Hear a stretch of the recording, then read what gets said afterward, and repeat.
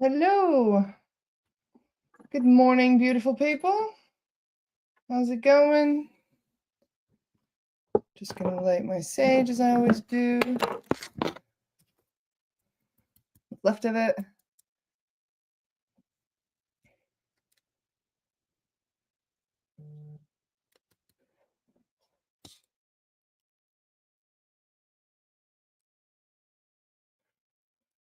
Hello. Good morning. Grand rising, everyone. How's it going? Trust you guys had a good week. Hi, Stephanie. Nice to see you, darling. Hi, Victoria. How are you guys this morning?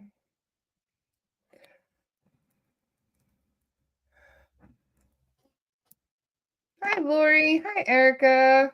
Hi, Marissa. How is everyone? Hi, Karen. Hi, Sharon. Hi, Lynn. Hi, Michelle.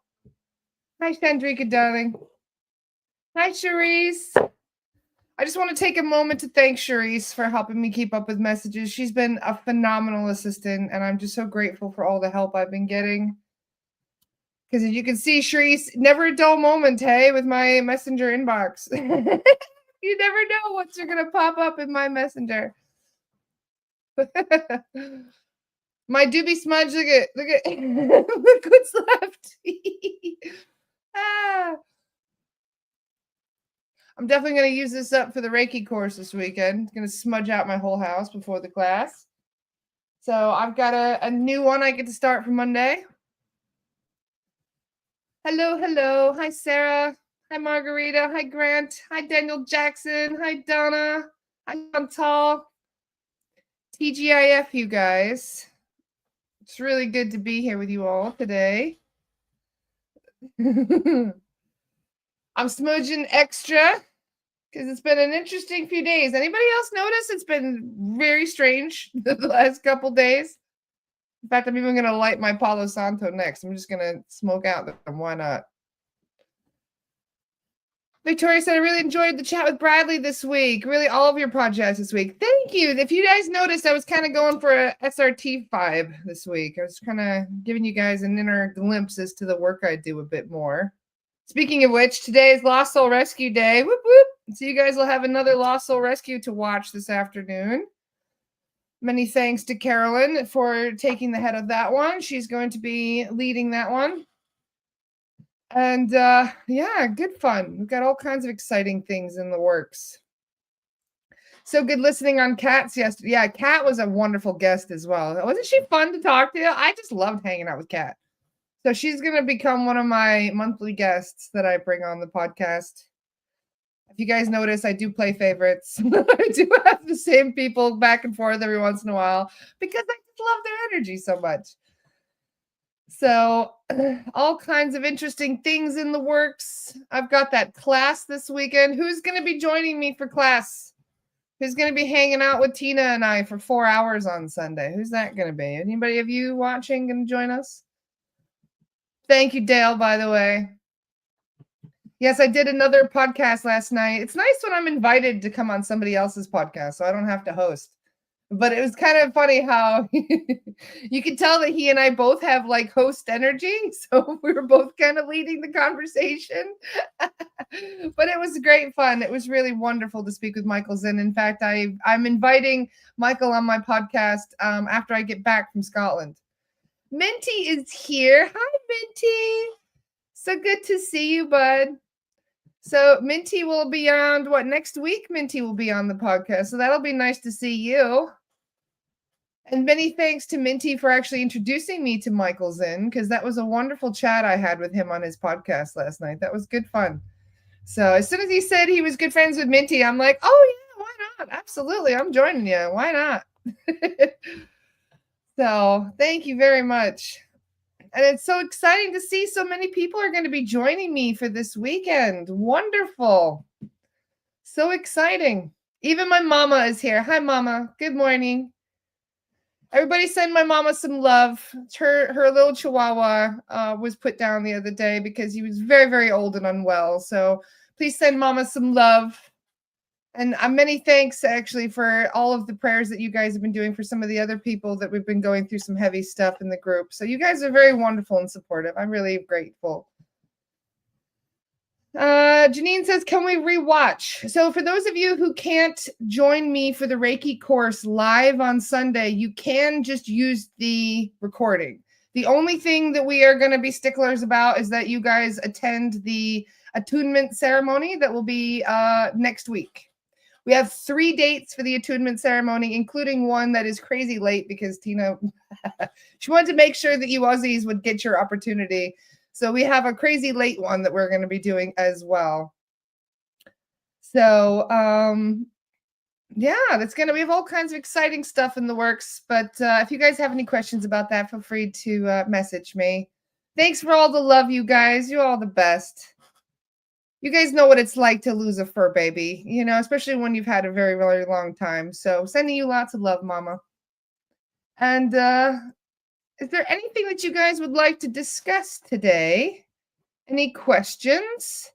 I have decided that I'm going to be adding vet hospitals to the Lost Soul Rescue because I did not realize so many animals would be left behind at these places as well. So I'm going to be adding that. But if you guys have, I'm trying to figure some more interesting places that we should be doing clearings on.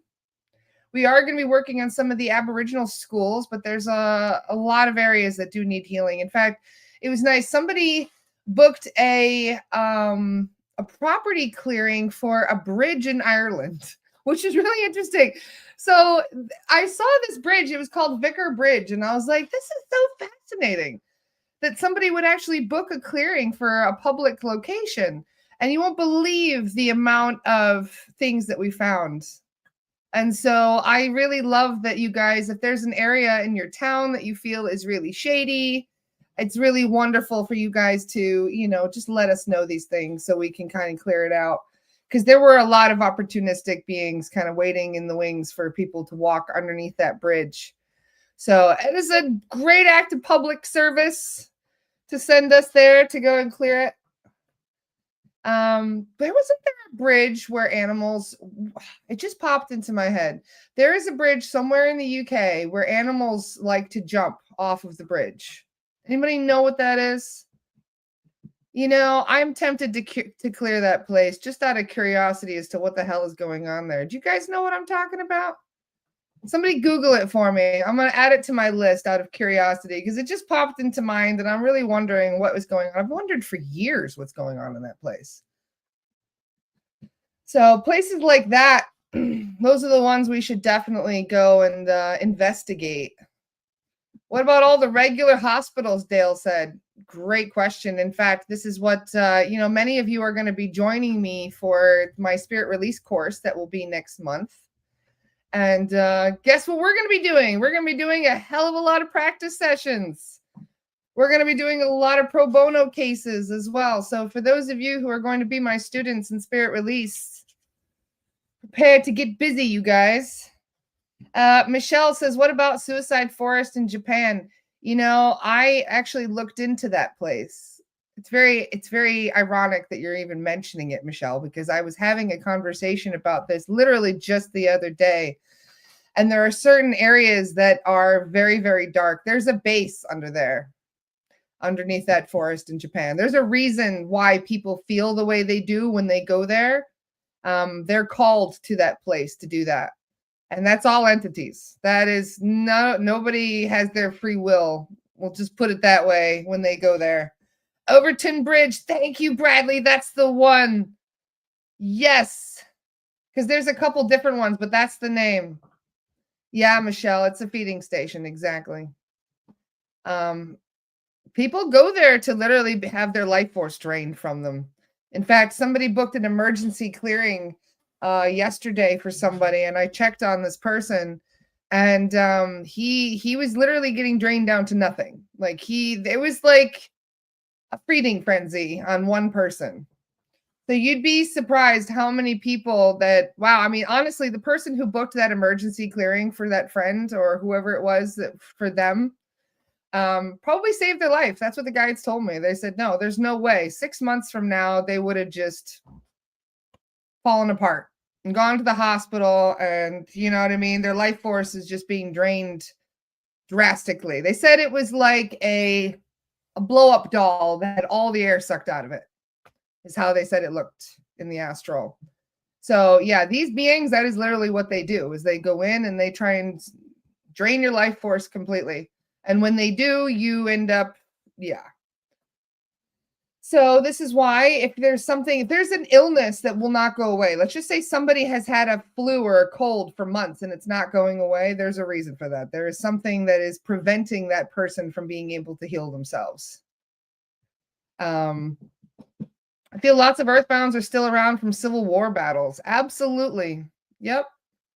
Because we were just talking about this. Reminds me of what Kat was saying, is that she comes into an area and there were earthbounds just everywhere. Because that is basically what happens. Anytime you had an area that was heavily affected by war, there's going to be all kinds of confusion. There's going to be earthbounds walking around. But the problem is that, a lot of those areas, they're so dark because of how long those things have been going there. It's almost like they become hotbeds for paranormal activity for that reason. So it's very difficult to go in there and not get psychic attacked when you go start doing the work. So that's why, honestly, I would love to have like an opportunity to just go around to many of these hotbeds and clear them out as much as possible and to raise the frequency of that space so that way more and more people can go and visit those places without bringing home souvenirs they weren't expecting. Joanne says, did you ever get to Gettysburg to clear there? I've been to Gettysburg. I have not been able to clear it very well. In fact, what's funny is I was died in Gettysburg. I was one of the soldiers that died in Gettysburg. So when I went there, I kept getting chills. Like everywhere I went to Gettysburg, I kept getting chills. So considering I live only 20 minutes from there, there's a lot more that I would love to be able to do. But I'm well aware you don't want to go in there by yourself to do these things, not unless you really know what you're doing.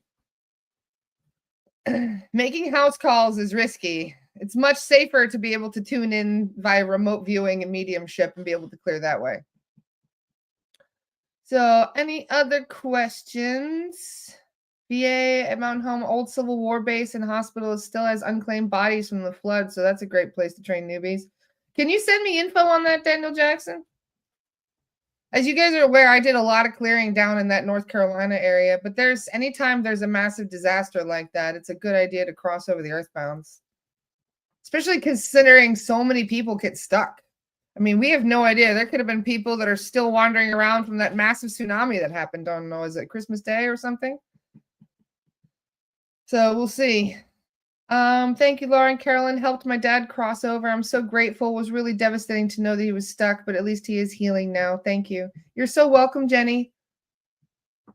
It's amazing how people end up stuck longer than we expect, especially when, they actually end up, dying kind of peacefully in a way.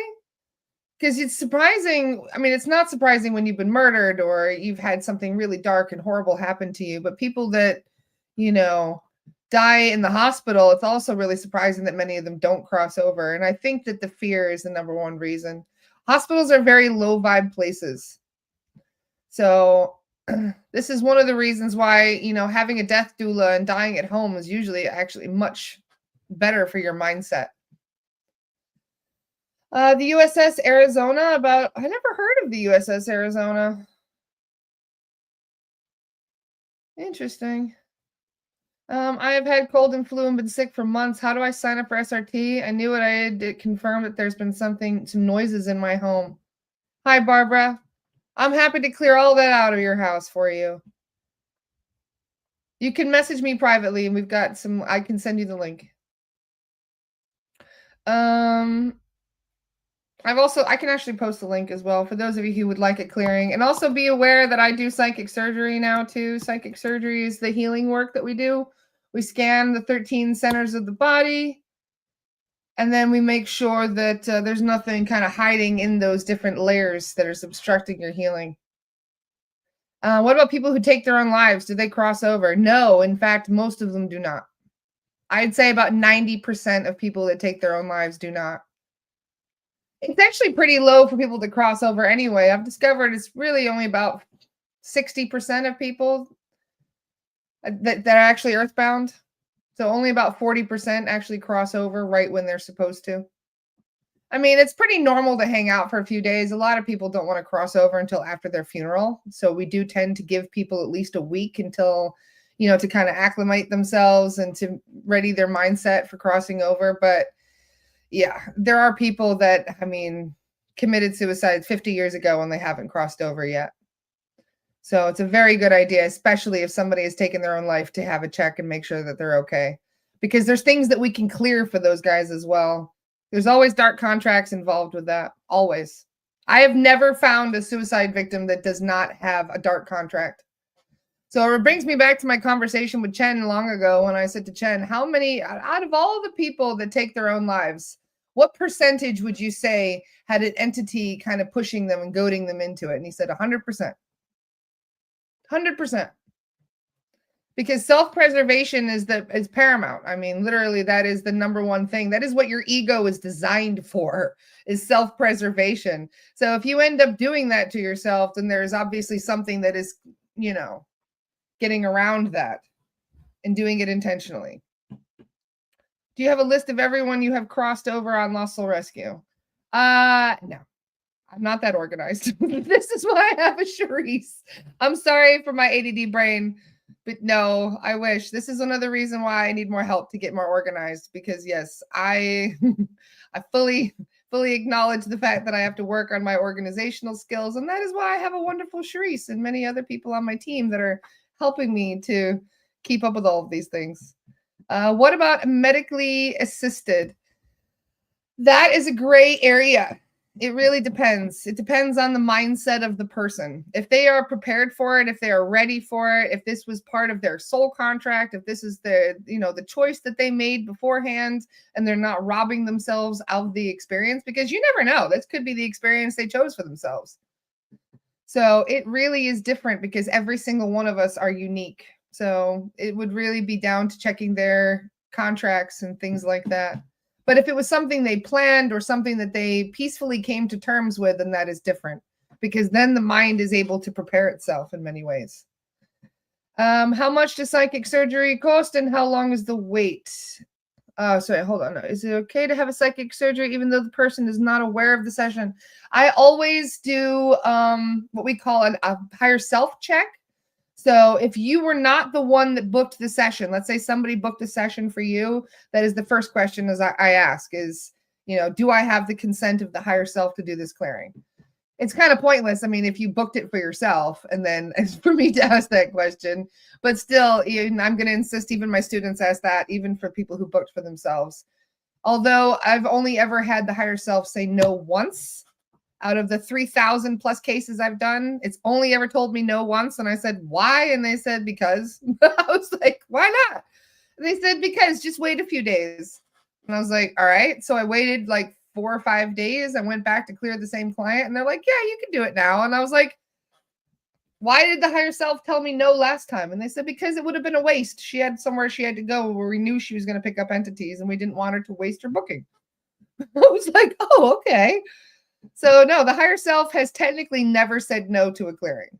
And the reason for that is because it's always beneficial in some way, regardless of whether or not it was able to maintain sovereignty afterward.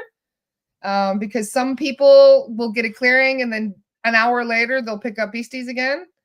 And that is different. So it really does help when people are aware of the clearing happening, because to know you're getting a clean slate is a big deal. It really does help people kind of shift their mindset. You could even just tell them, hey, I'm doing some healing work. I paid somebody to send you some healing work. You don't have to be all like, hey, I'm getting you an exorcism.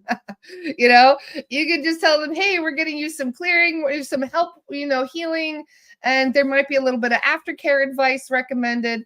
That's the most important thing of all of this, is that they hear at least the aftercare advice. So let's just say you have a stubborn hubby that thinks you're smoking crack every time you talk about soul guides, doesn't want to listen to anything, thinks we're all batshit crazy, it's fine. You can still clear them. Just make sure that you nonchalantly recommend the advice that will be given. You can use reverse psychology, whatever it is. Just make sure the aftercare is being stuck to as much as possible. In fact, it was really funny. I did a clearing on somebody the other day where they were like, we're well aware the hubby thinks all of this is bullshit. So just get him some sea salt soap. Like, he doesn't know like about sea salt helping, and he's not going to believe it does anyway. But if you can get him some sea salt soap and just say, here, hubby, use this, then he's still cleansing himself, and he doesn't need to be the wiser. Like, he'll feel better after his sea salt shower, and he'll be like, oh, that new soap is amazing. I feel so fresh. So I realized I've got some very stubborn muggles in my life too that think I'm completely nuts. And that's fine. Let them believe whatever they want. I don't really care. So this is why I say, you have to do what's best for you. And if you truly believe that, this person in your life would benefit from a clearing, even if they don't know about it, it's worth a shot. Especially to get that monkey off your back. So many men are dealing, you don't believe how many cords, for example, that I find on men. Because no offense to the boys or anything, I know some of you do really, really good. Jennifer Jackson, you do a great job with your psychic protection, for example, But there's a lot of guys out there that have never cut a cord in their life. Where I'll do a clearing on some muggle man somewhere and he'll have 100+ cords. And I'm like, Jesus, no wonder he's exhausted. No wonder he's burned out and feeling like he can't keep going because, yeah, I mean, there's so many things that we don't clear from ourselves. And you also think, you don't recognize all of it until you get it washed off, until you get clear and you're like, oh my God, I have so much energy. Oh my God, my thoughts are really positive. Wow, all that pain is gone and I wonder why.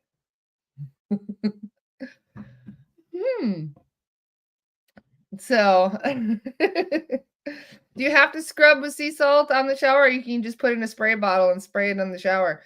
You can do that. You can get real clever with this. Sea salt is amazing. It is extremely high vibrational, especially if you get the really good sea salt. You want to get the Celtic or the Mediterranean sea salt. That's the highest vibe sea salt. Atlantic sea salt is not the best. There's a lot of shit that goes into the Atlantic Ocean. All of that affects the frequency. But you know what else is interesting? Some of the advice that I've been getting for aftercare isn't just, the typical aftercare advice is to make sure that you're hydrating, getting enough electrolytes, making sure that you're eating clean, making sure that you're resting well, making sure you have a healthy sleeping pattern, making sure that you're avoiding negative things, entertainment, etc., like that. But a lot of things that have been coming up recently about where you get your food and how you treat your water. Because it's not just about drinking clean water, it's about imbuing that water with high frequency intention.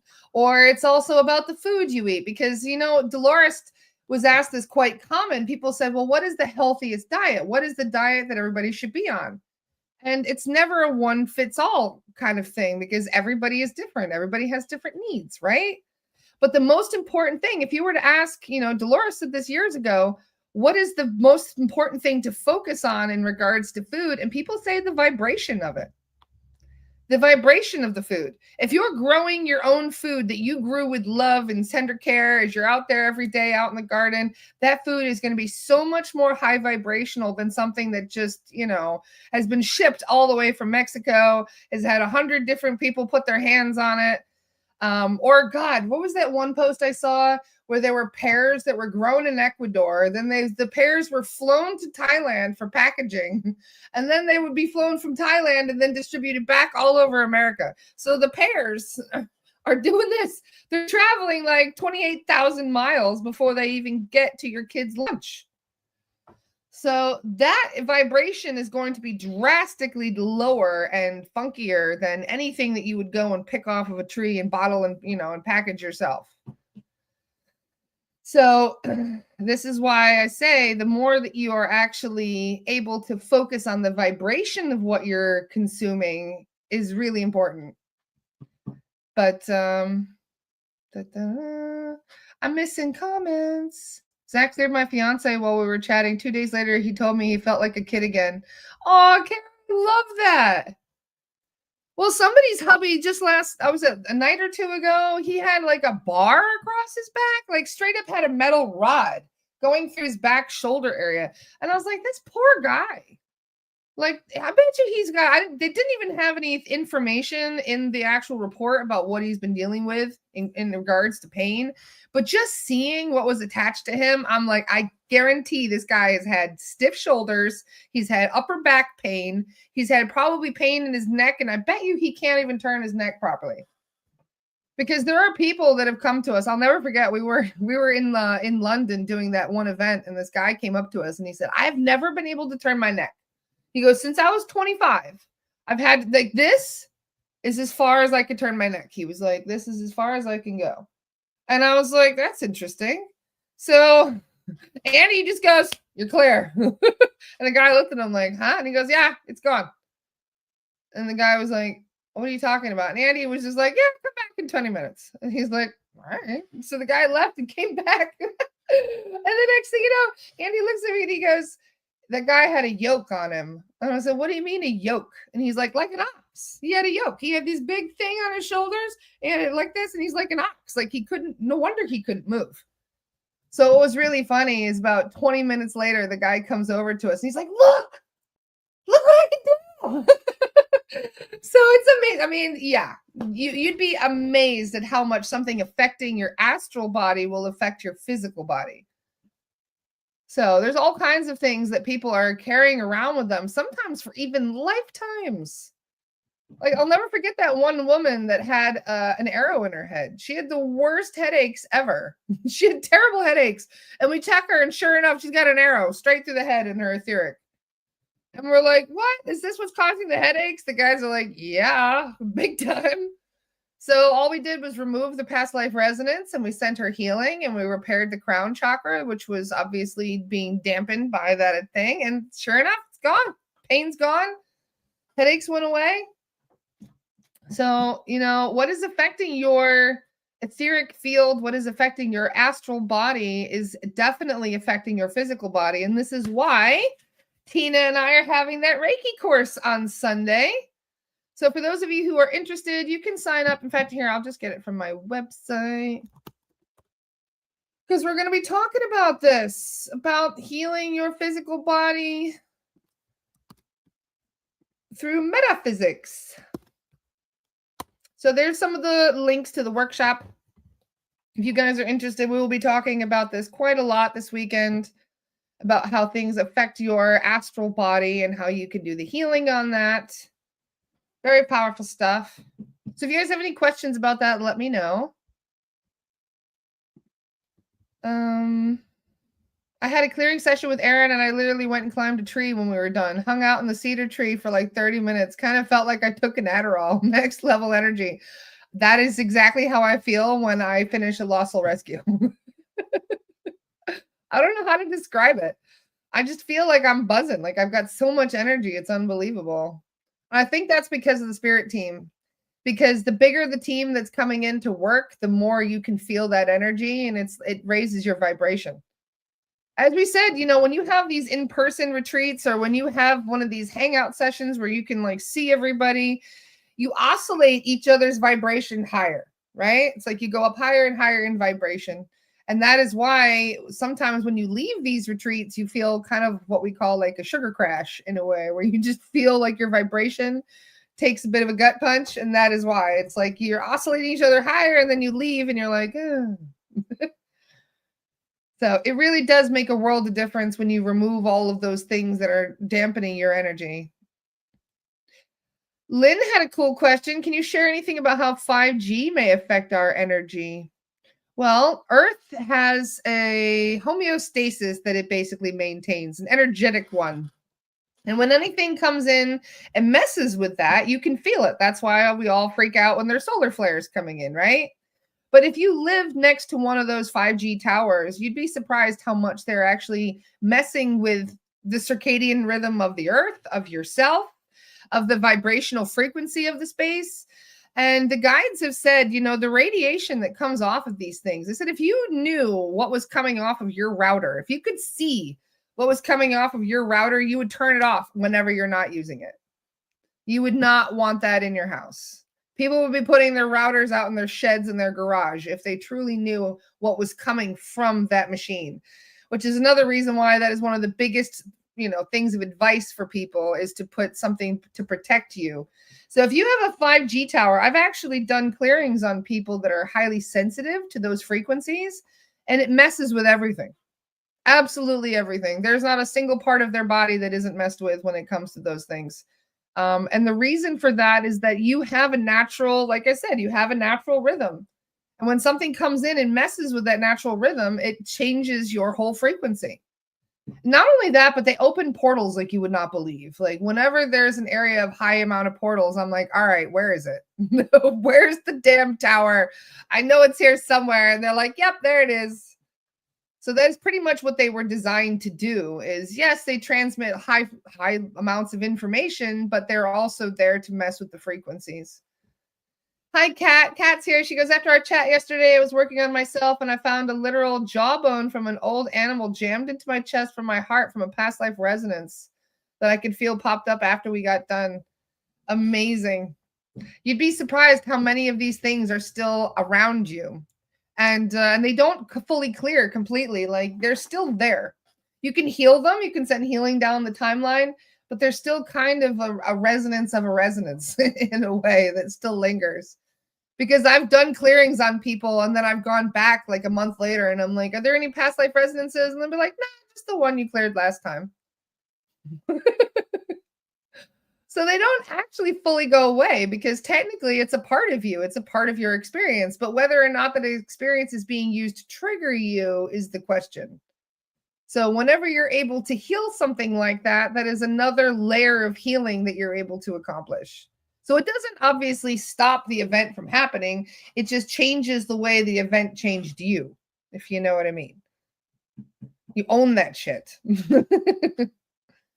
And it's happened a few times where I will notice I've had a past life resonance got triggered. It starts usually by pain, like random pain in the body. And then I'll be like, why is this hurting? And they'll be like, mm-hmm. But you'd be surprised how many of these things are actually affecting you. How much these past life resonances are still lingering. A lot of you still have it in your personality. There was one person who's a bit of an agoraphobic.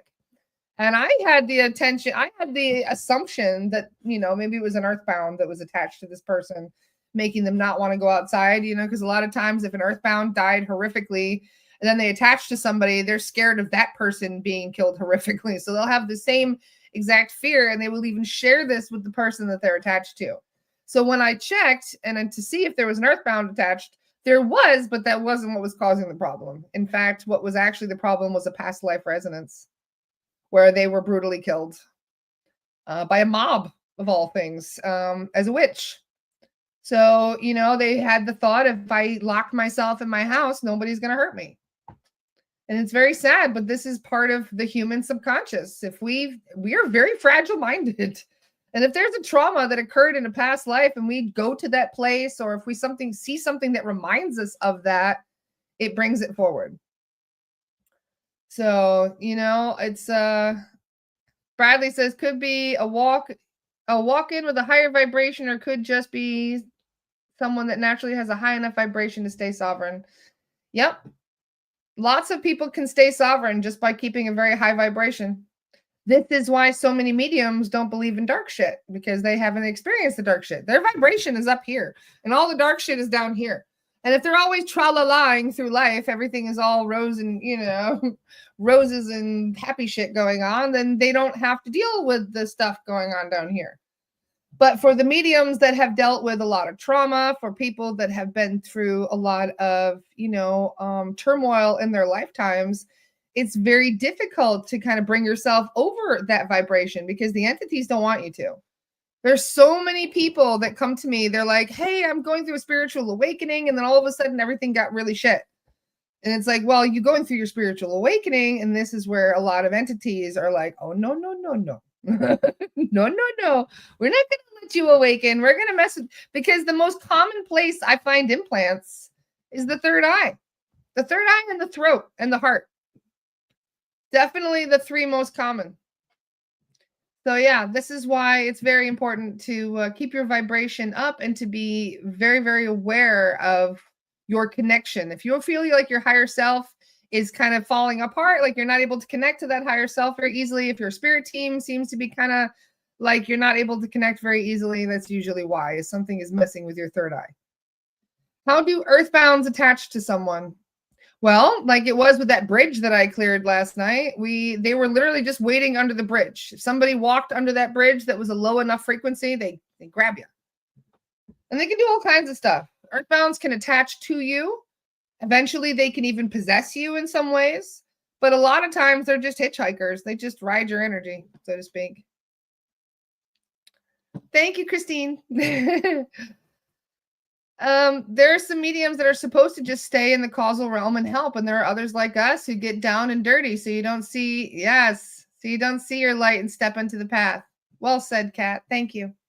And I agree completely. There's a lot of very powerful high vibrational mediums that channel a lot of angel work, that come down and do healing and do a lot of very important things. So like I said, everybody has an interesting role that they're meant to play while they're here. Does wearing a frowny mess up your third eye? No, I don't think so, darling. A frowny is, I've seen the ads for those. They're like these like things that you stick on your head so that way you don't get what do you call it? The scowl lines. You're not denting your own forehead. It's for laugh lines and things like that. I've seen the ads. I know what you're talking about, Christine. But yes, many of us have what we call plates. In fact, I've been jokingly calling it an iron yarmulke because I've been finding these like they're kind of, that's what they look like though. Is it looks like the little Jewish hat that they wear.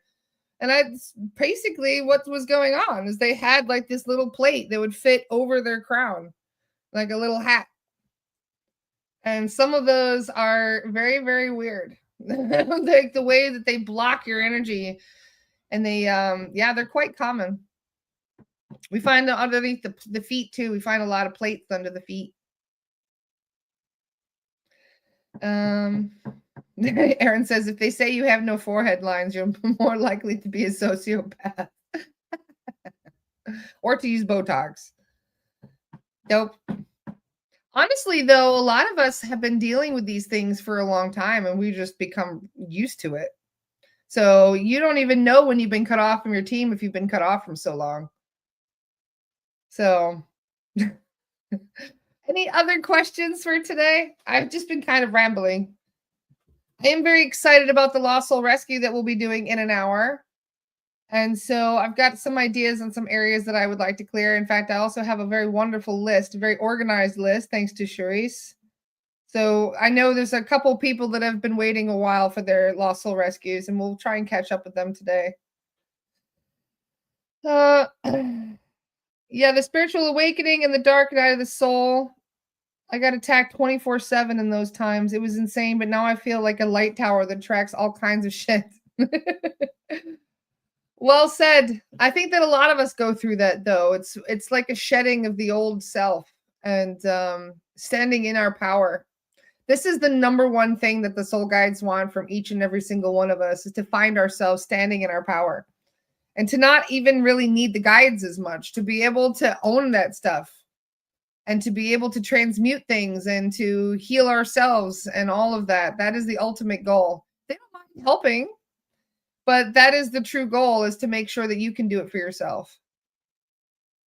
Oh, wonderful. Kat will be able to join us. Fantastic. Looking forward to it. We'll be doing some practice sessions with Kat so we can do some spirit release together, because I need more mediums. I am desperate for more mediums. I am very well caught up right now, actually, considering, in fact, I'll even check my list. You'd be surprised. If I'm under 2 weeks, I'm happy. Like, that is my thing. I don't like making people wait 2 weeks. The person that I have to clear today booked on the 28th. So I'm not that far behind, considering it's the 11th. I'm actually doing amazingly, keeping caught up. The problem is I have 91 people to clear. I have 91 pending records that have come through in the last 2 weeks. So even though I am pretty well caught up to a degree, I'm also a little nervous as to how I'm going to keep this up, especially with one of my mediums going on holiday next week. So yes, I'm so excited for those of you who are getting your certification in spirit release, especially the mediums, because we need more mediums. We need more help doing this work. So Daniel Jackson says, give me a second to catch up and I'll medium for you. There you go. It does take some practice. I need to build my confidence up. It's one thing to be like, I can do it, but I need to see you be able to do it. So this is one of the reasons why the Lost Soul Rescue is very, very important for not just building your confidence, but building my confidence to make sure that my clients will get the clearing they deserve. How long will it take after we do a spirit release training with you for us to be able to do it? It depends, because some of you are already ready. Like Kat, for example, I didn't have to train Kat. Kat did look into training with the academy, but considering how much they were like, your previous experience means nothing. It's one of those things where I feel some of you are already doing it. Some of you are already doing this work just slightly differently in another capacity. So if your mediumship is very strong and you have a very strong connection with your guides, then, you could be ready in a week. It really depends on where you are at with your connection to your team and also to your team, because sometimes it's the team that is really the big question. Because it depends on who's going to be doing the clearing. It's one thing for the medium, because the medium is essentially the phone, right? The medium is connecting to the spirit guides, and the spirit guides are telling us what they're doing. And then the medium relays that back to me, and I'm the one that writes the report and, basically does like, I don't know, I kind of feel like a prosecutor when I'm going into this. I've watched enough crime shows where I'm like, reminds me of that TV show that we were watching where he was like, that was a food allergy. It's like, oh yeah, we have to go and inquire to all of these things into where it came from. So really it depends on each individual, and I will find out if you're ready or not, because I will test you. And the best way to do that is to sit down in a group and just see who is able to pick up what. Because Bradley, for example, Bradley started doing spirit release work under the guise of wanting to be a facilitator. And the next thing you know, he's doing so amazing that he's ready to be a medium. So you'd be surprised. If you're ready, you're ready. Your team will be like, all right, you don't need to do this. You're ready to go. So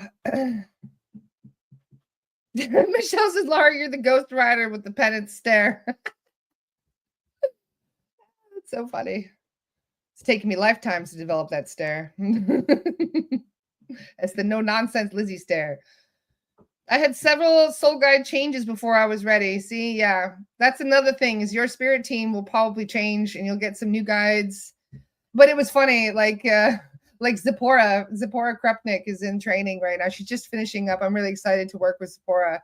And she asked her spirit guide, because she works with, I think it was a Pegasus.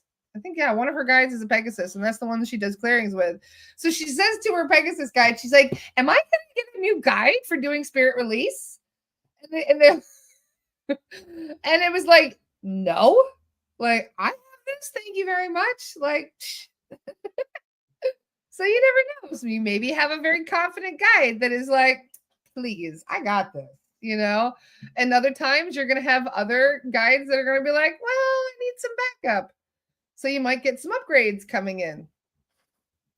So for those of you who are kind of developing your mediumship now, you'd be surprised. You might be ready faster than you think. It doesn't take as long as it used to. So any other questions about it? I want to learn about spirit release to incorporate it into how I was taught to do it through hypnosis. The more you know, the better. Yes, Nathalie, absolutely.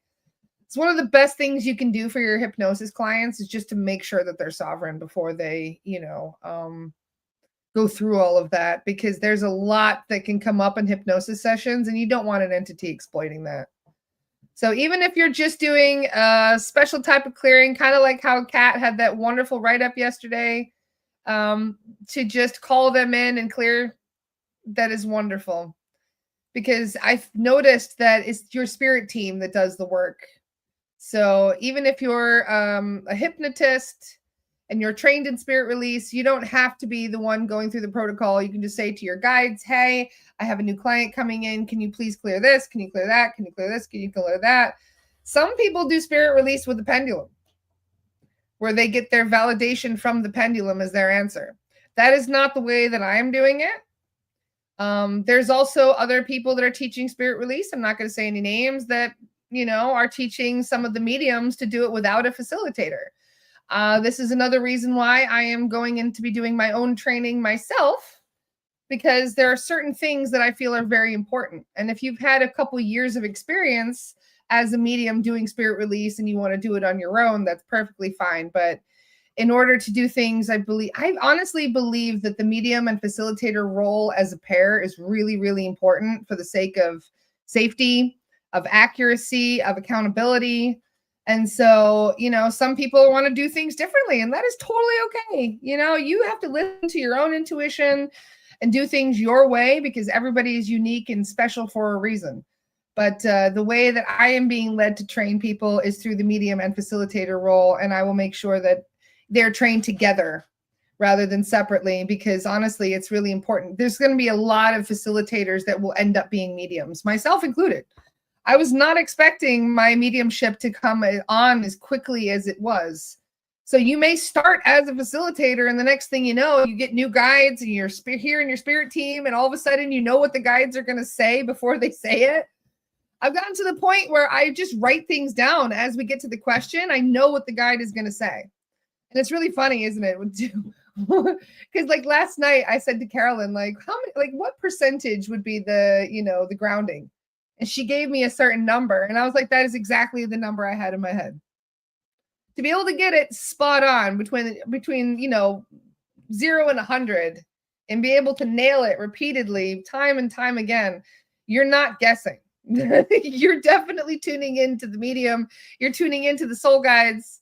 There's like a consciousness stream that is coming in, and you're linking into that and pulling information from it. So you'd be surprised. You start out as a facilitator, and 3 months later, you're like, holy shit, I'm a medium.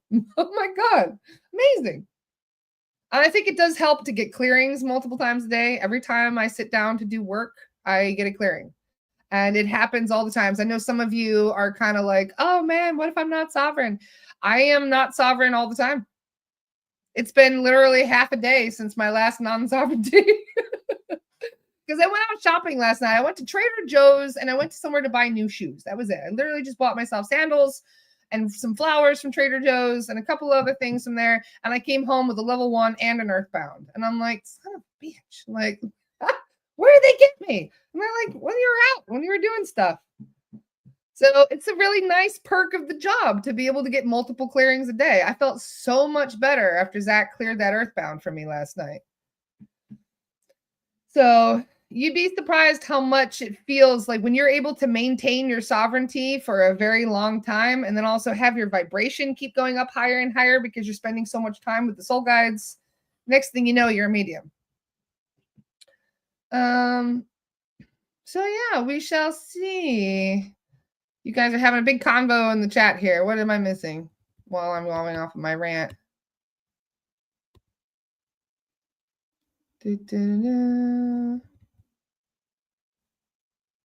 Bradley, leave a comment. What am I missing? Our group from Ithaca actually got told they said we have found who are the weakest links. Yeah, that honestly, there's a lot of things that to really turn me off there. We are learning a lot of the ways that we're not going to do things. I love to learn through other people's example, because I am the type of person that likes to learn the hard way sometimes, and I'm the one that's teaching by example. So yes, there's a lot of positive lessons that came from that, and lots of learning about how we're not going to be doing things in my school, or I should say in our Astara school. Is it too late to sign up for Spirit Release course? I am trying to keep my classes separate. So as I mentioned, this Sunday, I have a Reiki course. I'm doing this in a row for a reason, right? So the most important thing is self-healing, right?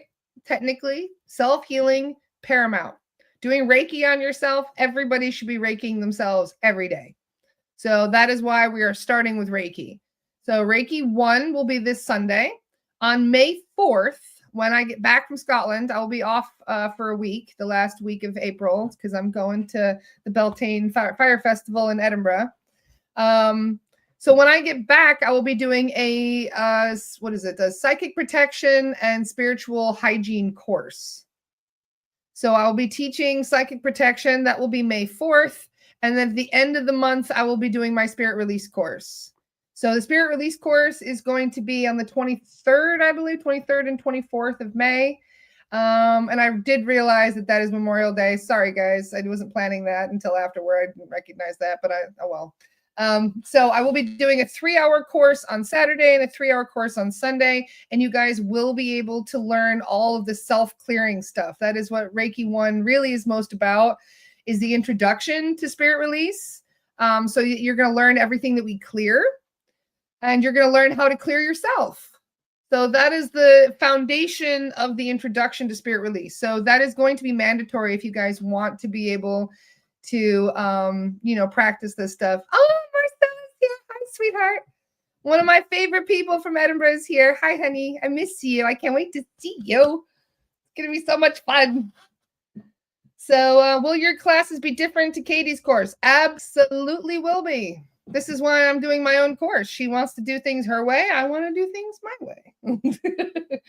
So she's going to be teaching people differently. I will be teaching people differently. And even though we love each other and plan on collaborating, we both are just too different for me to do her training her way and for her to do my training my way. It was just too different. So you guys are more than welcome. Like I said, if you want to take Katie's course and mine, phenomenal. You're going to learn even more.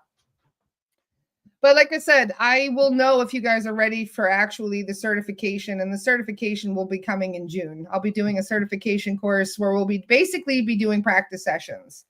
And when I see that you're doing the practice sessions, well, bam, you got your certification. So there's going to be a lot that I'm teaching in regards to mediumship and facilitating and writing reports and marketing your work and all of these things. Am I setting myself up for further attacks if I sign up for SRT? Well, you know what's cool is that we can do something called bubble clearings, where if I have everyone's name on a list, I can put everybody into a bubble and clear them all at once. So I plan on doing that for all of my students. So when you turn up into class, you will be cleared, but I will actually be going down a list and clearing all of you individually every second day. Because I'm not fucking around. If you hadn't noticed.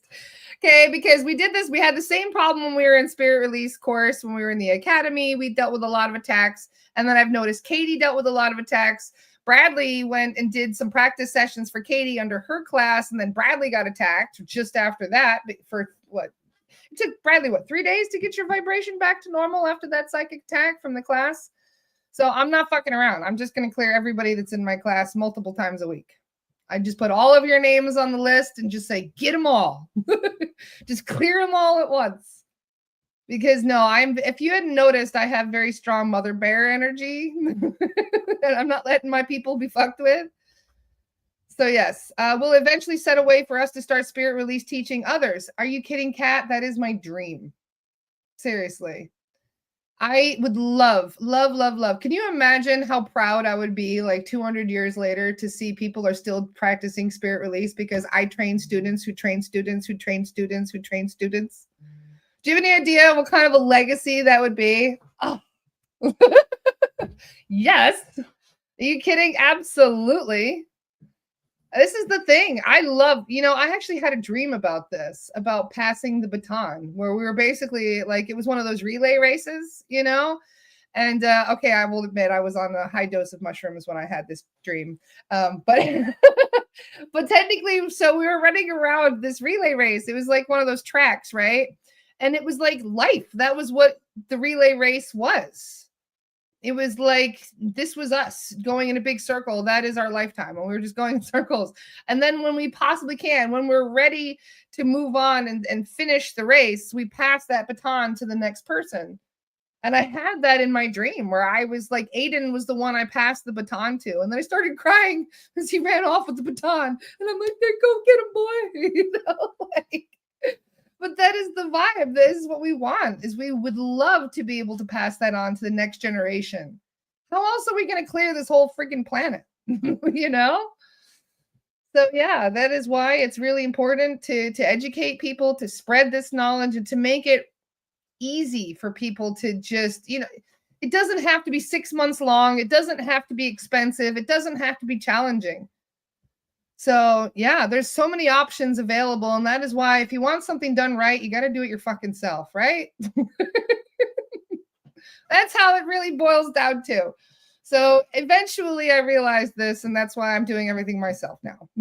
Because I'm like, I kept putting way too many eggs in other people's baskets only to recognize that the baskets weren't as strong as I thought they were, or at least weren't designed the way I thought they were.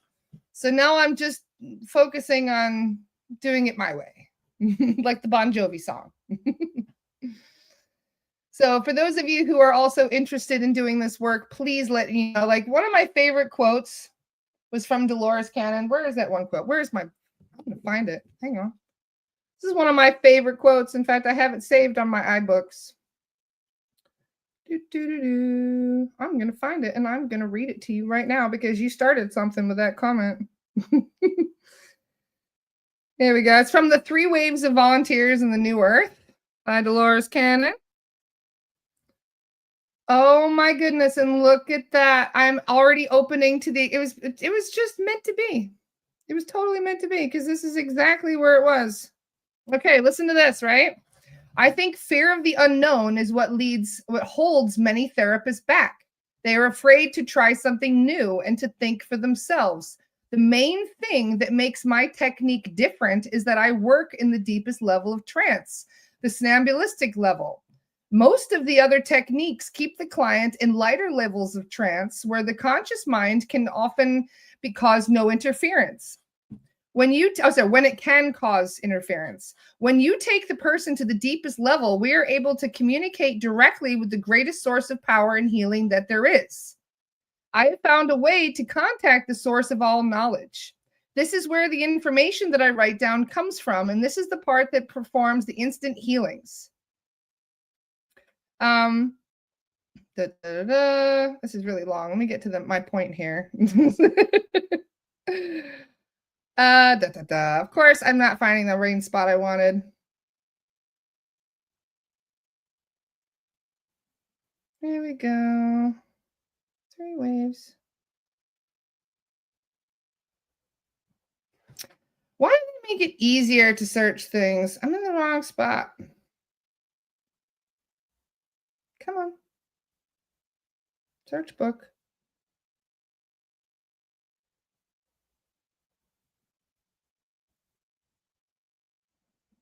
Okay, here we go. Too many people and some of my clients are so afraid of failing that they never even try. So I began teaching in 2002, and now it is spread all over the world to my satisfaction. My students are now reporting the same miracles that I have experienced. Some of them are even attempting new ways of using the technique that I had never even thought of. What better gratification could a teacher have than to have her students take what she has taught them and not be afraid to go above and beyond and explore unknown pathways? My method is not like many other outdated hypnosis methods that teach you must do things exactly as the teacher says, that you are not allowed to deviate even one word from the script. In my teaching, I want the student to understand what is being done so they can think for themselves. As long as the client is not being harmed, then they are free to experiment. I have found the methods to be so extremely flexible. It is a living and evolving thing. And after all of these years, I still come home and I tell my daughter, Julia, guess what I have learned today? Guess what my students have learned today? They have told me many times that there are no limitations unless you create them for yourselves. Anything is possible, and you are only limited by your own imagination. So I was on the right page. I just went a little too far. So even in Dolores, love you, Dolores. She's always around when we talk about her. So Dolores said so herself, and that's one of my favorite quotes in her book. If you guys have never read The 3 Waves of Volunteers, phenomenal book. You got to get it, especially for starseeds. where she expresses that her method is not the only way things need to be done. You are more than welcome to let things evolve and change and experiment and find new and better ways of doing things. And I fully encourage that by making things evolve and flow and grow as they are meant to. So you will never find me gatekeeping jack shit. You guys, you know, I absolutely love Dolores and I commend her for that because there's so much knowledge that is learned through doing things differently. And if you're going to do things the exact same way over and over and over again, that's the definition of insanity. Doing something over and over again and expecting a different result. So no, I feel that life evolves, consciousness evolves, the human race keeps evolving. So what better way to do that than to experiment and find new ways of being? And yeah, people are going to make mistakes. People fuck up, but what better way to learn than by making mistakes? That's my favorite way to learn, actually, apparently, judging by my track record. So yeah, there's nothing wrong with making mistakes because you end up learning very well through those mistakes sometimes. Nobody is perfect. We got to stop thinking we're perfect. You are perfectly imperfect for a reason. So any other questions? I'm very excited to see you guys for the Reiki course on Sunday. Many thanks to Tina for putting together such a beautiful presentation. She's got such a gift for that. She's a Capricorn. You Capricorns are amazing when it comes to your organizational skills. So me being a Taurus, I'm like, I couldn't do it. But she's done something really impressive. So I just love all of the work that she has put into the presentation. So you guys will have lots of visual aids and it'll be nice and pretty. But there's a lot for you guys to learn about Reiki and about self-healing. And it's one of the most important things that you could do for yourself. So I highly recommend joining, even if you don't plan on doing Reiki as part of your career. Is it mandatory for your SRT class? Nope. The only thing that is mandatory is a psychic protection course. And I don't care where you took it. As long as you took a psychic protection course, you are welcome to join my SRT course. So the next psychic protection course I'll offer is May 4th. And that one's only $33. So yeah, the Reiki course for self-healing is very important. Then we'll do the psychic protection and spiritual hygiene course. That is the only one, like I said, that is mandatory. And if you took one before somewhere else with Andy or Katie, I don't really care. As long as you have that knowledge, then you're good to go. And then the spirit release course, the introduction is mandatory for those who wish to practice it as a profession. So yeah, there will be 2 parts to that. Does the class from early February count? What does that mean? The one that I taught, the psychic protection one? If so, yes. If you took my astral projection and protection course, then that counts. Can we buy your courses for offline use? Absolutely. And there's the link. Thank you for asking. There's some previous courses that are already up there. My psychic protection course, if you don't want to wait for the May 4th class, then you can take the one that's already up there. There's an astral protection course, there's a psychic protection course, and then there's the standard one. I'm not going to be doing astral projection and protection anymore. That is, I have an astral projection course that I'm keeping separate, and then I have the psychic protection and spiritual hygiene one.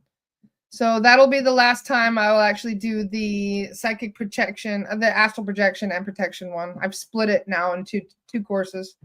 And then I've made them both longer. Like the astral projection course is got a lot more detail just about astral projection, whereas the psychic protection course is now mainly about psychic protection and spiritual hygiene. I've included a lot of information about spiritual hygiene. I've fattened up both courses like you wouldn't believe. So even if you've taken my astral projection and protection course in the past, there's going to be a lot more information in this new one. I've doubled the class. So I basically split it in half and then doubled it. So there's still about 3 hours for each one. So Denise says, without making mistakes, one is not ascending to the fullest. I do believe mistakes makes a profound teacher. Absolutely, Denise. And not just making mistakes, but owning up to those mistakes. Accountability. Accountability is just as important, in my opinion. Because you can make mistakes and just keep repeating them for the rest of your existence. I mean, I know a few people that do that. So accountability is also very important as well. Jessica says, this fever and body pain is kicking my ass. I'll catch you all Sunday for Reiki. Love you all. I'm going to go have fever dreams. Jessica, drop me your info. I'm going to check you. I'll do a clearing on you, honey. Because you're not sovereign. I can literally just reading your name. I know you're not sovereign. So just message me your info, sweetie. I'll do a check on you real quick. I won't send a report because they take me forever to do reports, but I'll just check you. So send me your deets, darling. Anybody else have anything they wanted to question? Anything else they want to know about? Any other questions? But like I said, the Reiki course will be on. This is a Reiki certification course, just for the record. There's the link one more time. So you will be certified for doing this course. And as I said, you don't have to catch the original course. You can just watch it through the recording. But if you're going to go through the attunement, that's the most important thing, is the attunement ceremony. So you guys will have 3 opportunities, including we even have a late night one because we wanted to make sure that you Aussies would be able to have your own live thing as well. So you're offering astral projection as a separate course. Yes, I am. If you look at my website, you will see the one that Tina and I did a few weeks ago. So astral projection is now a separate course. Yep. And we do discuss a little bit about psychic protection. We give you the basics about how to protect yourself. But it's mainly about astral projection now. So yeah, we will be offering clearings as well during some of the mentorships and other things. So this is why I say, if you guys be also aware that some of the clearings that I have pinned to the top of my Facebook page still work. There's a lot of clearings that you guys can do. In fact, even just rewatching the clearing that Kat did yesterday would also help. Because Kat did a clearing at the end of our podcast yesterday. So if you watch a clearing and you call in your spirit team, it does work sometimes as well. But most of the time, it's the astral parasites. If you guys are dealing with flu symptoms, it's usually the parasites that need to be cleared more than anything else. So if you guys are sick, you should be scrubbing down everything with peppermint. You should be using citrus around the house. You should be using tea tree oil in the bath and things to get all that off. Because most of the time it's quite funny, actually. I was talking with Zach the other day. I was kind of fighting off a cold, and Zach is like, "You're leaking, Laura." And I was like, "Yes, Zach, I'm sick. You don't get sick on Plenia." And he's like, "No, we don't get sick on our planet." I was like, must be nice.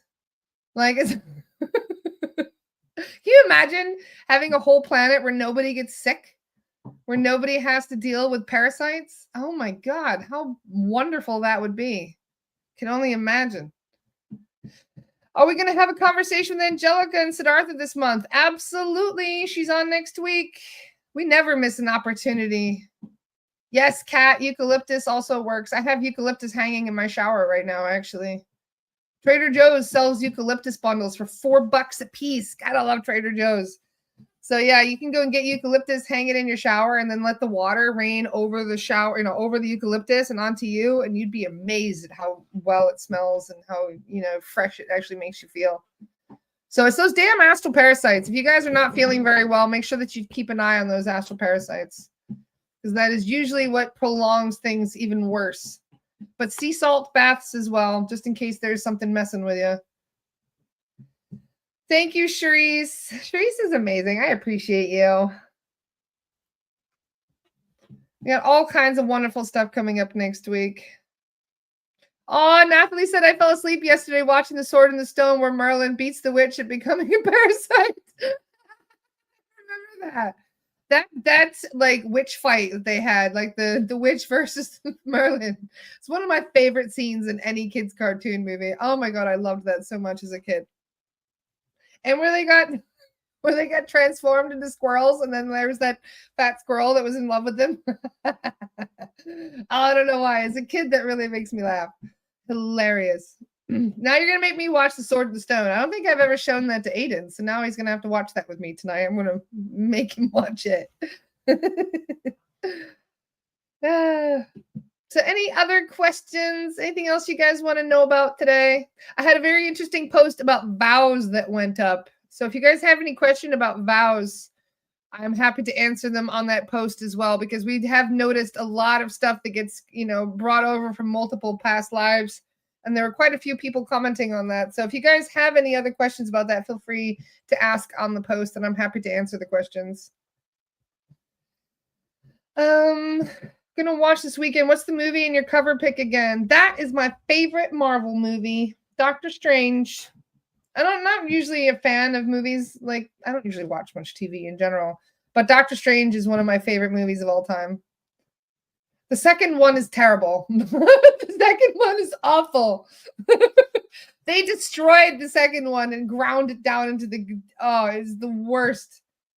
So yeah, anybody that understands what I'm saying about the second one was terrible. But yeah, the first one was amazing. So you have to watch Doctor Strange if you haven't seen it before. You're gonna love it. Hilarious.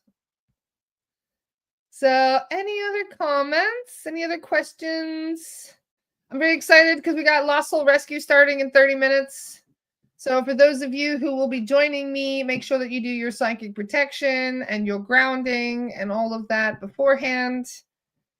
And if there's anything in particular, I have a couple places that are already picked, I think. But if you guys have any other ideas, what place should I pick today for the in-person? Hold on, let me see if there's actually a location in here for this. Lost Soul Rescue. There's a lot of names on here. So far for my Lost Soul Rescue, I see your submission, Chantal, here. We've got 18 on the list right now, so we won't be able to get through all of them in one day, but I don't see any actual locations here. And since this is Lost Soul Rescue, I mean, we don't normally go clearing hospitals because there's a lot of entities in the hospitals. So any ideas? Where should we clear today as an actual place? Because clearing places is my favorite part of the Lost Soul Rescue. I'm not going to lie. What is this, Daniel Jackson?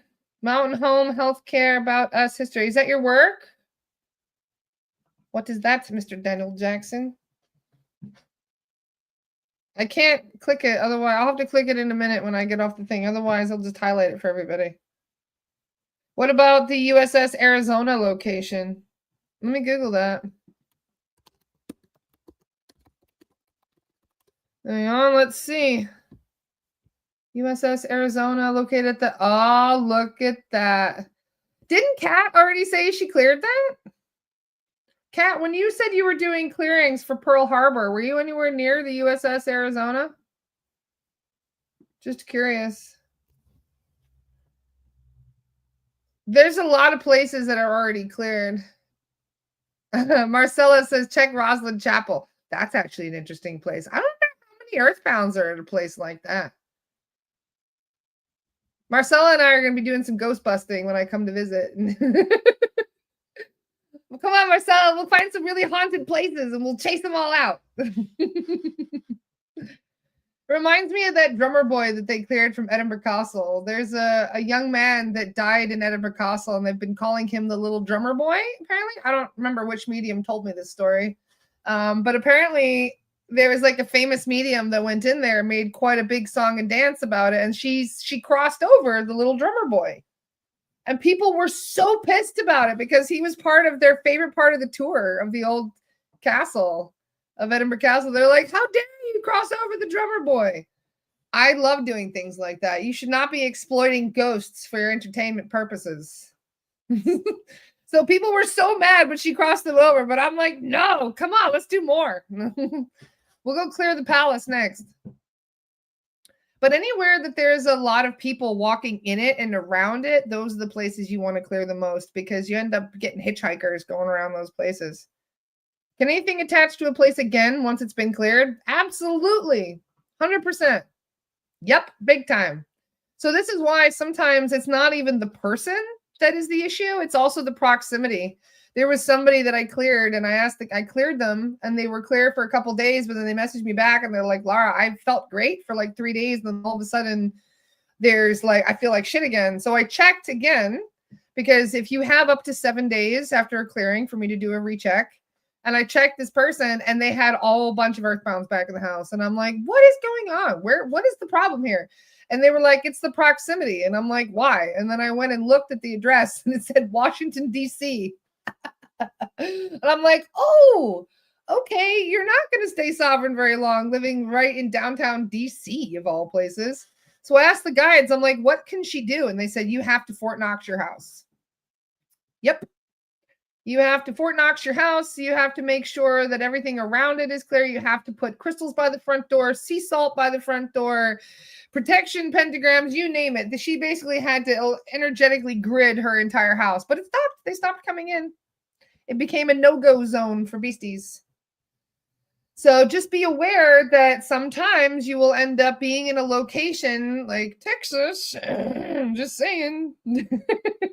As I was talking with the medium the other day, you know, Texas is kind of like our Australia because that's where we find the freakiest shit. Definitely in Texas. You guys have the weirdest stuff in Texas. So many Mothmen. It's unbelievable.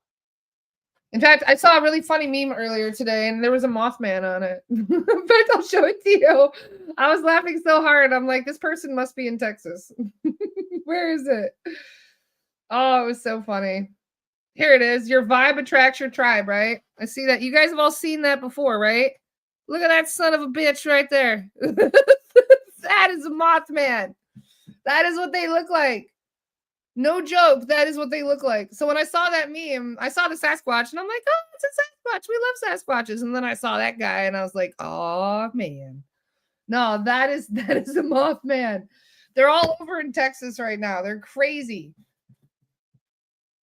So you never know what you're going to find in Texas. We get the weirdest stuff down there.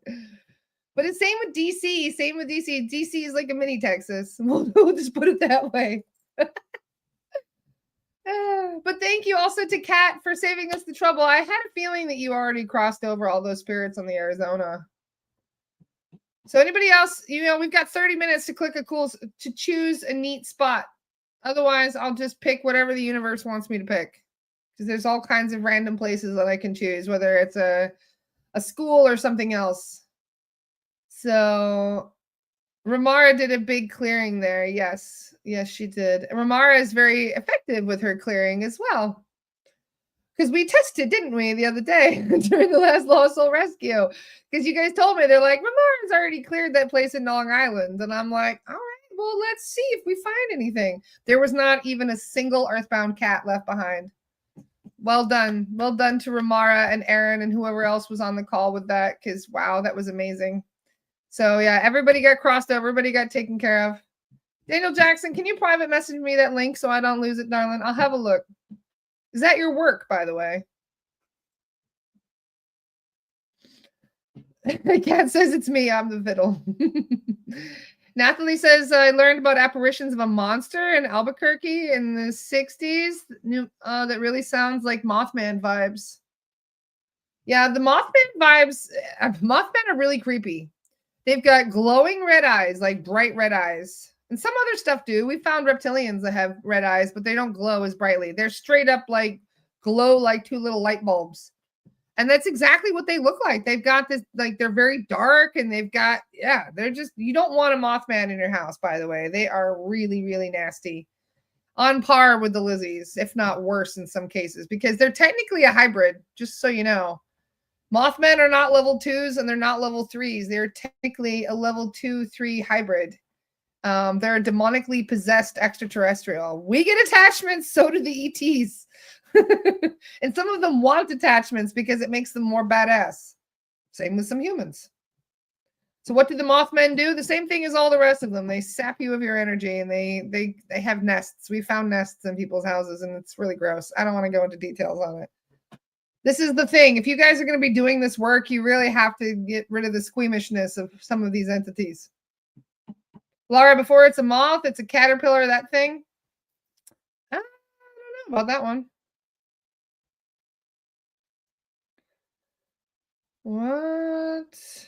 What is this, Jennifer? I can't even say that. Island in the Tobago is where they send lepers for the rest of their lives, now abandoned, but mostly very heavy and haunted. I will clear a whole island. I'll be like, hold my beer. Let's do it. Let's clear the whole island. Interesting. Antelope Canyon on the Utah-Arizona border has some crazy crap going on too. Now, see, after we found that, what do we call it? The food pantry down in Mexico, I'm a little nervous about checking down there. Because Because every ET base, all these big bases, they have what we call a food pantry over the top of it. And we found one by accident. And good Lord, I hope I never find one of those again. That was horrific. So that's why, honestly, there's some really, really dark stuff on this planet. I'm trying to steer to the middle of the road stuff. Keep my head in the trench, as they say. But no, there are some areas, especially around Utah, Arizona, New Mexico, Texas, all around there. There's some really nasty stuff going on down there because of the bases. There's a bunch of skinwalker, basically, bases type thing going on down there. See, Nathalie, there you go. I beat you to it. It's right as you typed it. Uh-huh. So anyway, I'm going to give myself 30 minutes to prepare. I'm going to do my other psychic protection and grounding and stuff. Going to go and replant some plants for the next 15 minutes or so. Get myself well rooted. Marcy says I live right on the Utah-Arizona border. Oh, interesting, Marcy. You just never know what you're going to find. Especially when you're in Mormon country, because we found some really interesting Lizzie stuff involving with the Mormons. In fact, there was somebody that came, I forget where that main church was, their biggest one, but somebody saw a white Draco coming out of there. So I can only imagine the interesting things that occur. I found one of those that had a pod of whales and dolphins. Thankfully, I was able to save most of them, but it was horrendous to see what they had done before I found it. Yeah, exactly. There's a lot of that going on, so it's very good to clear those areas. Anyway, I love you guys. I will see you, some of you, in 30 minutes, and some of you will be able to check. Remember, if you want to watch the recording from the Lost Soul Rescue, I only post it in my Lost Soul Rescue group. So that is in fact, I'll get the group for you guys so you have the link, because I know several of you guys were like, what is she even talking about? So I have my own group. It's called Spirit Release and Lost Soul Rescue. It's a private group where we discuss all kinds of stuff. And this is where I share the Lost Soul Rescue. So the only place you can see them is either on Astara. We post them on Astara, or we post them in the group. So that way you guys can kind of see what we're doing and how we do it. And then you can decide if this is work that you can do someday, because we need all the help we can get. So that recording will probably be posted about 3 p.m. It takes Zoom a couple hours to sort all that out. So you guys will be able to find the recording about 3 p.m. today. Is Lost Soul Rescue and Astara paid? I'm in the Facebook group, but haven't been live yet. I believe it is, yeah. Because we are trying to turn Astara into a proper school with accreditation and everything. So that is why we really appreciate, even if it's just $3 a month that you guys would be pitching to stay on Astara, we are very grateful, because we are planning on doing big things with that. You know what they say, it takes money to make money, but we're trying to save the world here. So this is why we need all the help and resources we can get. So if you go on to Astara and you go down to, let's see, is it membership replays? Yes, it is. So if you go to membership replays on Astara, there's all the Lost Soul Rescues we've done. And there's some really good ones in there, especially those ones at the top, because those are the ones we did during the North Carolina floods. So if you like, that one from October 11th is really, really good. That's the one where Leia also helped. And I just love doing the flood ones. You guys can see an Arcturian in action then. Whenever Leia is doing the Lost Soul Rescues, that's her guide Constantine that we talk to. And it's just really good fun to be able to actually communicate with these galactic guides while we're doing the clearing work. So that'll be good fun. And many thanks to Carolyn today for offering to be the SRT medium on the call, because we always need at least one SRT certified medium on that call to make sure that we're not messing around with the entities. So yeah, you guys can check that out. What time is the Reiki course on Sunday? It is going to be at noon. So I'll share one more link for that. If you guys are interested in joining us for the Reiki course, that will be on Sunday at noon Eastern time.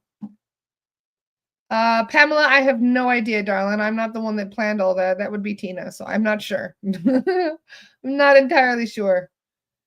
But like I said, you can watch the Lost Soul Rescues for free in my online group, in the Spirit Release and Lost Soul Rescue group.